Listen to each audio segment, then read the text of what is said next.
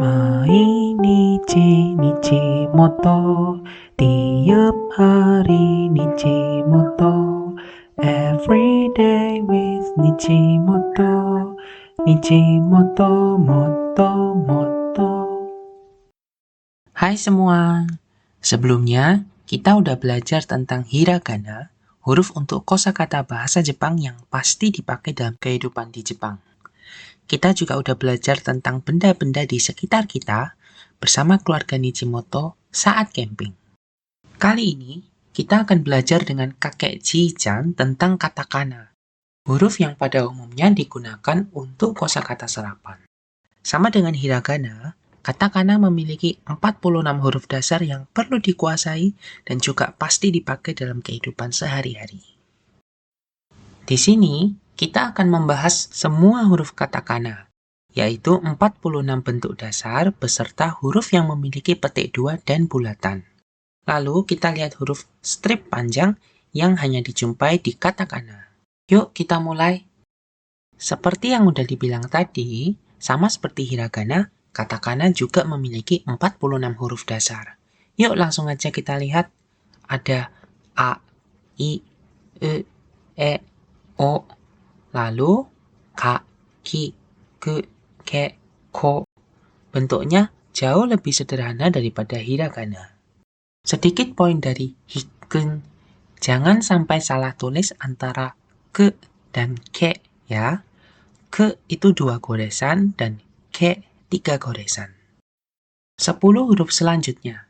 Sa, shi, se, se, so, ta, chi, tsu, te, to. Dari sini, kita bisa lihat ta itu persis seperti ke, cuma ditambah 1 goresan di dalam. Semoga jadi lebih mudah untuk menghafalkan ta. Kalau kita perhatikan, shi dan tsu ini sangat mirip, tetapi ada 2 perbedaan. 1, goresan-goresan dalam huruf shi itu rata kiri, sedangkan dalam tsu dia rata atas. 2, goresan panjang shi ditulis dari bawah ke atas, sedangkan goresan panjang tsu dari atas ke bawah. Ci dan te juga sedikit mirip. Bagian tengahnya ci ada isinya, sedangkan kalau te dia kosong.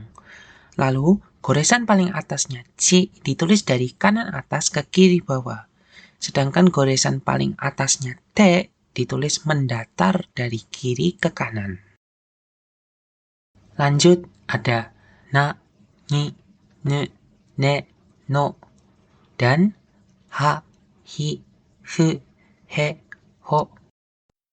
Kalau kita bandingkan dengan tabel hiragana sebelumnya, huruf he dalam hiragana dan katakana sama, tidak ada bedanya. Jadi, he itu salah satu huruf yang paling mudah untuk dihafal. Lalu ada se dan ne yang sangat mirip. Bedanya hanya saat menulis goresan kedua, apakah bersilangan dengan goresan pertama atau tidak. Kalau tidak, dia akan menjadi se. Kalau bersilangan, jadi ne. Lanjut, ada ma, mi, me, me, mo, dan ya, ye, yo. Ne dan ma, kalau dilihat di komputer sih kelihatan bedanya. Tapi saat menulis, pastikan goresan kedua dari ma itu tepat di akhir goresan pertamanya. Jadi tidak bersilangan. Ini berbeda dengan ne ya. Begitu juga dengan ko dan ye. Kalau ye, garis mendatarnya melewati goresan pertamanya, sedangkan kalau ko tidak demikian. Terakhir, ada ra, ri, re, re, ro, wa, wo, en. By the way, kolom ra ini salah satu kolom yang paling mudah dihafal menurut kakek Ji-chan.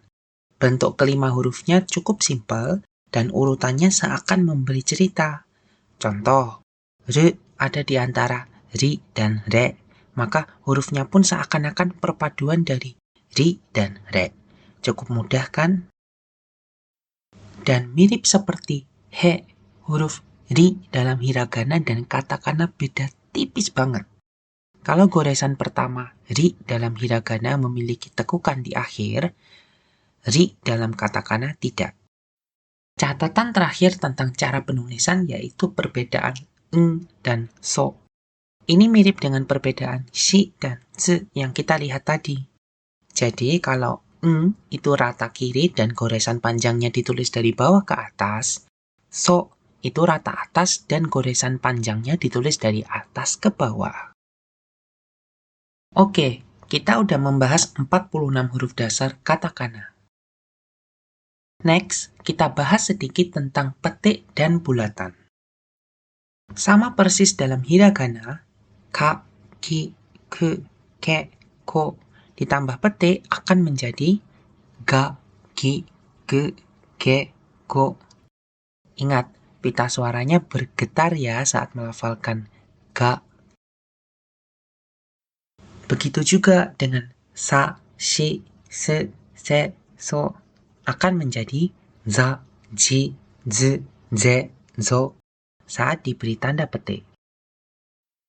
Ta, chi, tse, te, to ditambah petik menjadi da, ji, z, de, do. Dan terakhir, ha, hi, fu, he, ho ditambah petik akan menjadi ba, bi, be, be, bo. Saat ditambah bulatan menjadi pa, pi, pe, pe, po. Sejauh ini, kita lihat huruf katakana memang lebih sederhana. Tapi kalau kurang latihan, katakana bisa jadi lebih sulit karena huruf-hurufnya yang lebih mirip satu sama lain daripada hiragana. Karena itu, Yomi-chan sarankan banyak latihan membaca katakana juga. Kita udah bahas sebagian besar huruf katakana. Selanjutnya, kita akan bahas tanda strip yang hanya dijumpai di katakana. Tanda strip pada dasarnya berfungsi untuk memperpanjang vokal dari huruf sebelumnya. Satu tanda strip bernilai 1 mora. Tentang mora, cek di sini ya. Contoh, ada bangunan dan bir. Dalam bahasa Jepang, kedua kata ini mirip banget. Yang satu, biru. Yang satu lagi, biru. Pembedanya hanya di ada tidaknya strip panjang. Biru, biru. 2 mora, artinya bangunan. Biru, biru. 3 mora, artinya bir.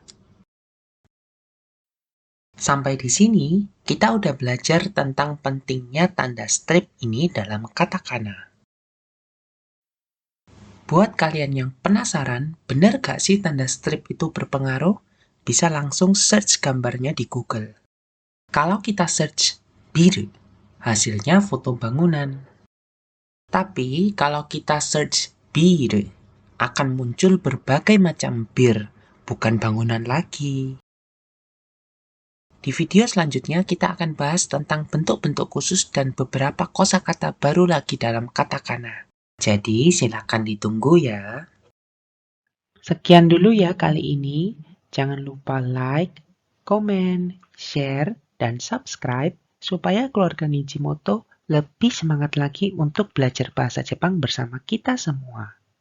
Untuk notifikasi, silakan bunyikan loncengnya juga.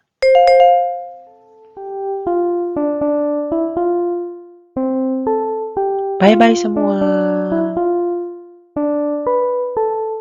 Nijimoto, motto, motto.